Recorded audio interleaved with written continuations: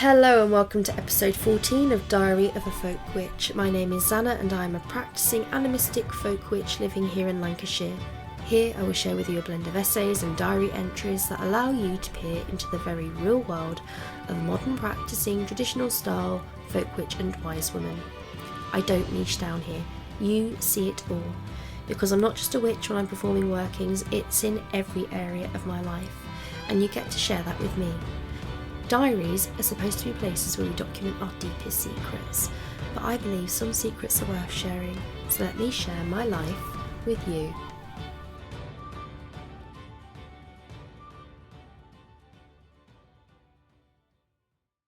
Episode 14, and then the rain came.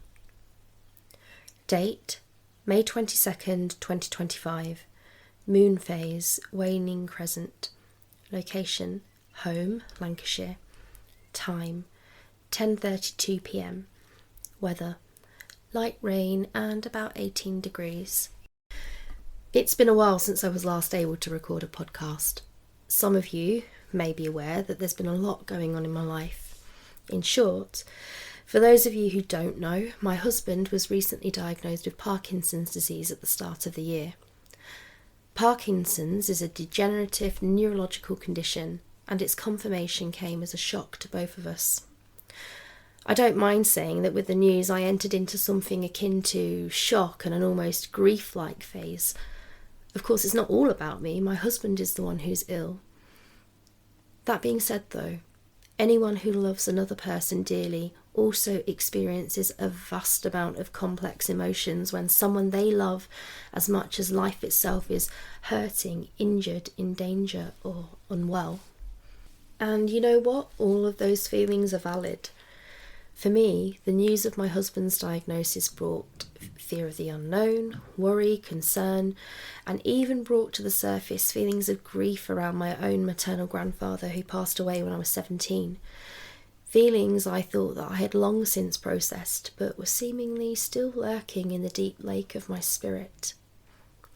You see, my granddad had a severe and progressive form of Parkinson's disease, one that was so bad that he eventually ended up in a care home when he was only in his early 50s, and later led him to consciously choosing to stop taking his heart medication, knowing that the consequences would be that his physical suffering would soon stop.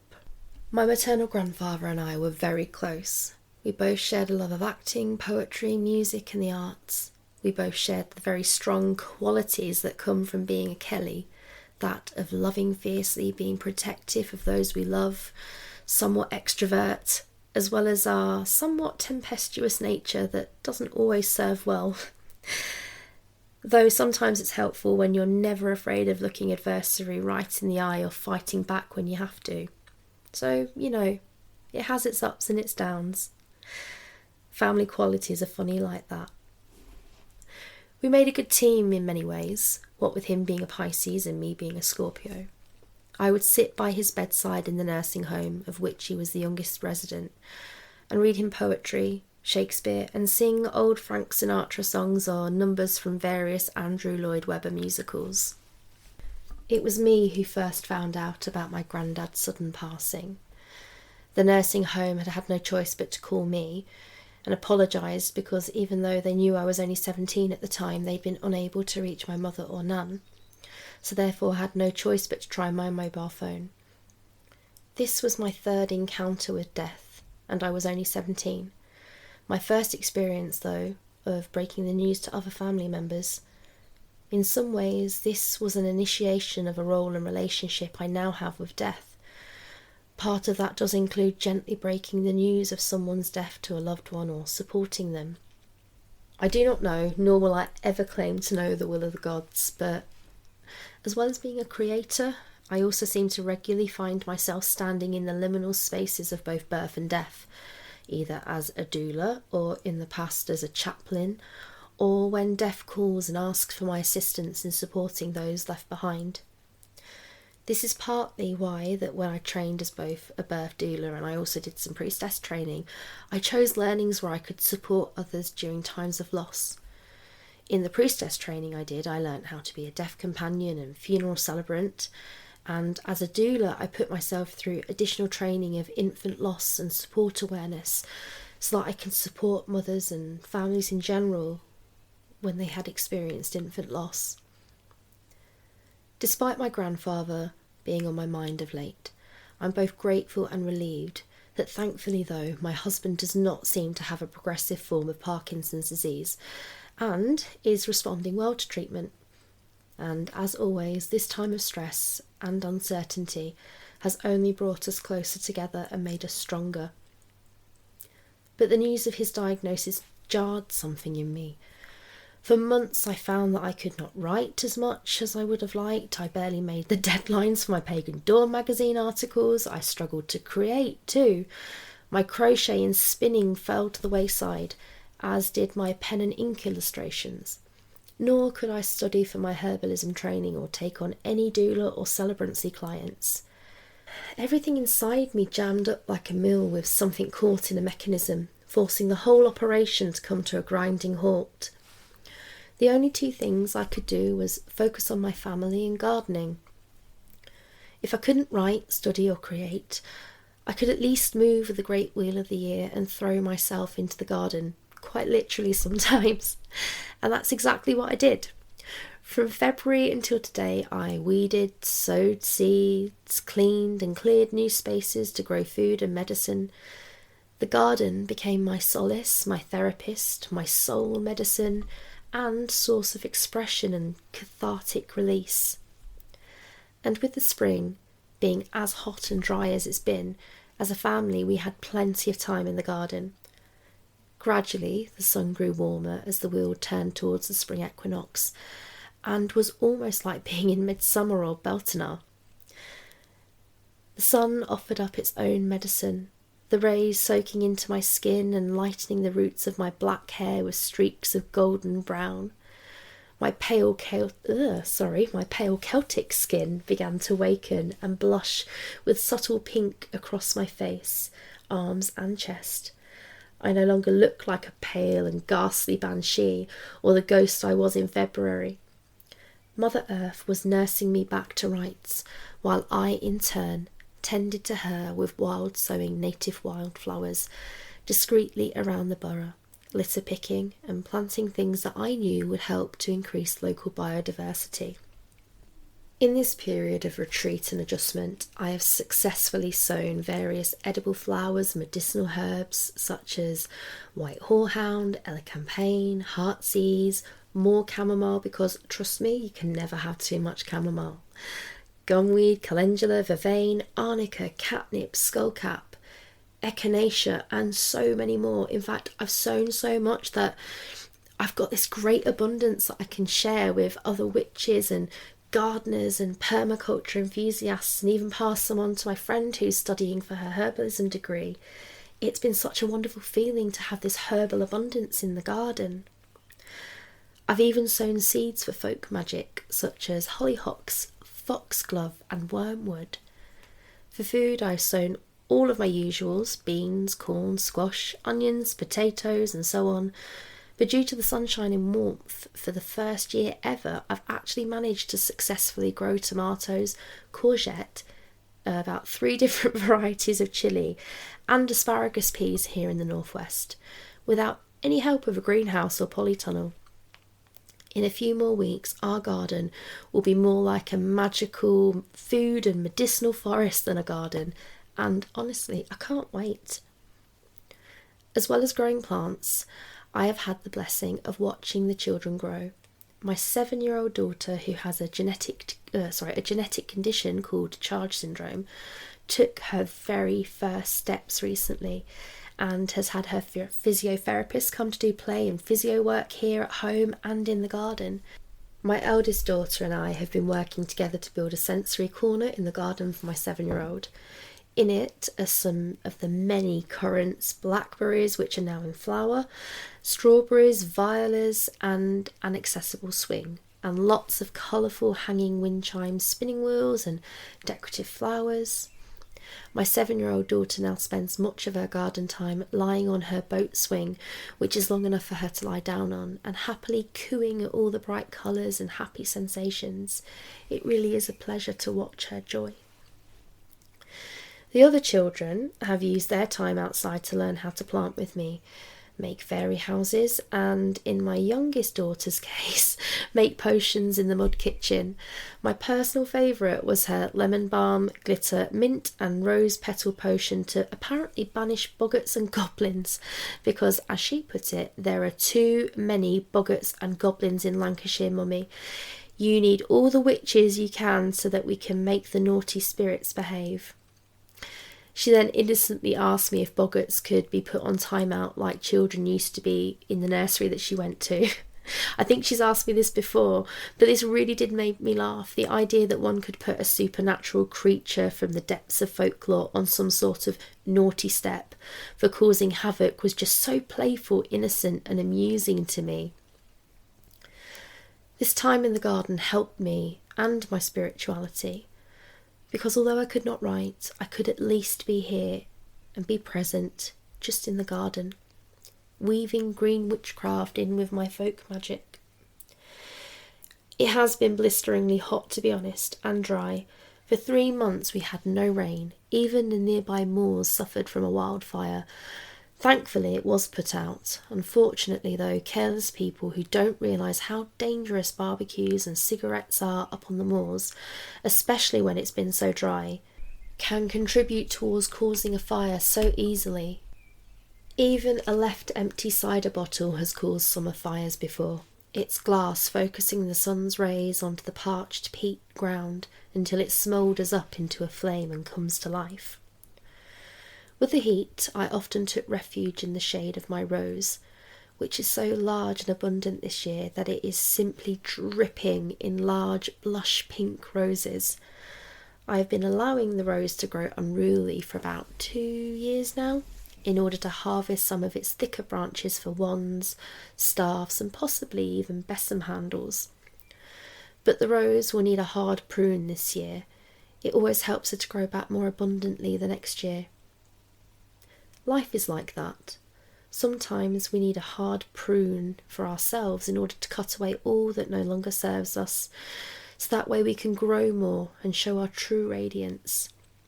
This is just one of the many powerful plant lessons that Rosa Gallica has taught me. Thankfully though, today the rain came.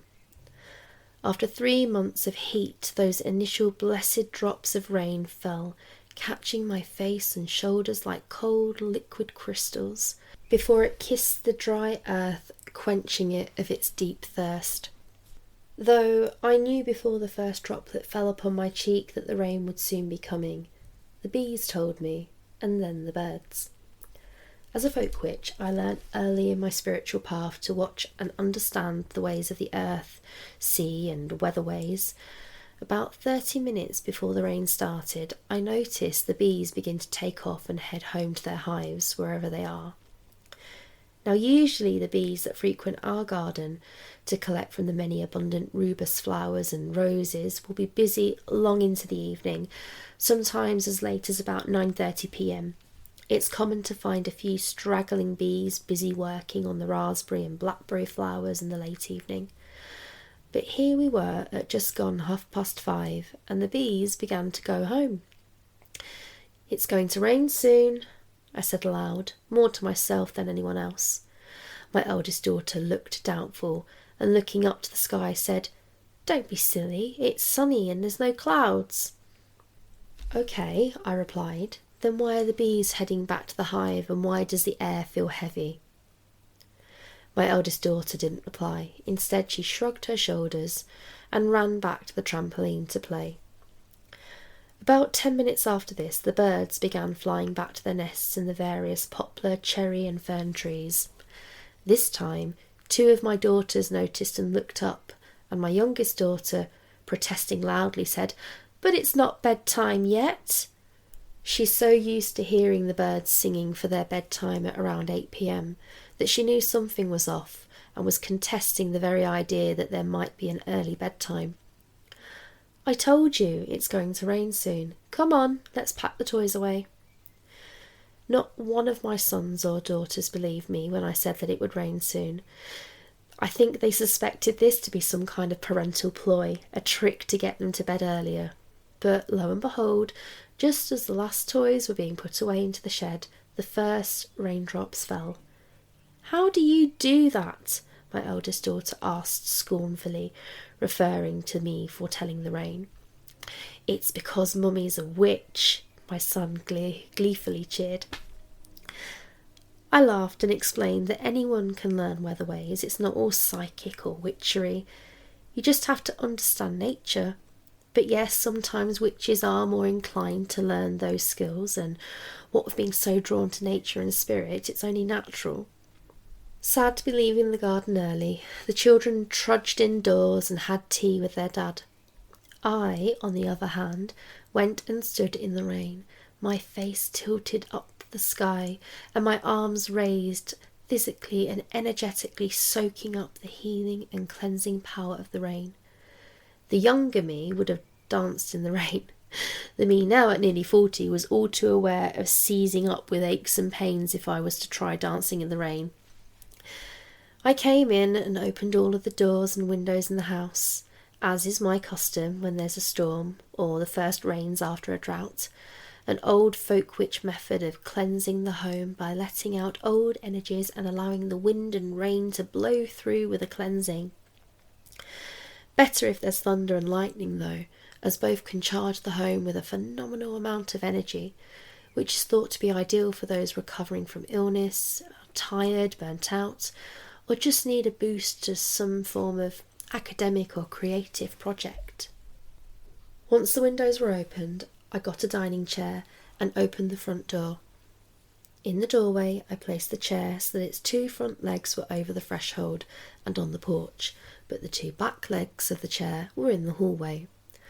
My favourite place of liminal power, the threshold of my home, where I can look out at the large green space outside our home and the vast expanse of sky above me.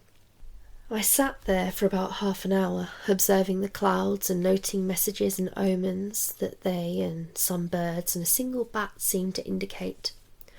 And then, all of a sudden, I found myself racing off ahead of myself in spirit.